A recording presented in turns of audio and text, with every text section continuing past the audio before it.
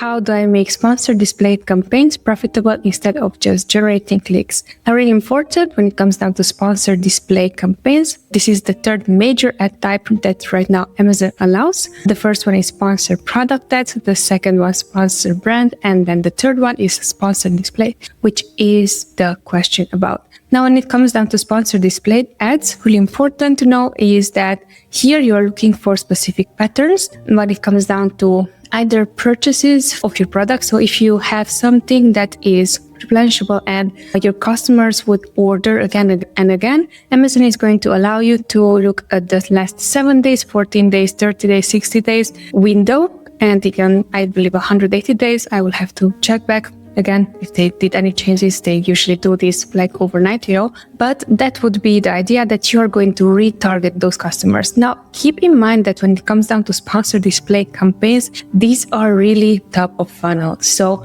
it can be that someone who already saw your ad, you can retarget them, but also sponsored display, it can be that you're just going to share this with a specific audience, a category of people who are doing X. Right? So who have specific interest or who shopped different brands. And when it comes down to that, I think it's really important to make this distinction. It says, how do I make these campaigns profitable instead of just getting clicks? What are we targeting? Because usually when we are targeting people who already purchased our product or who already view our product, it's highly likely that they are going to convert at least in click, right? So they are going to see, hey, I saw this ad already 3 times and this is something that I also checked out, but I'm not so sure of it, and then I'm going to check it back. Again, talking from my point of view as your regular Joe customer who is shopping on Amazon, whenever I am looking up something, since Pride Day is coming, I was looking up this spinning mop head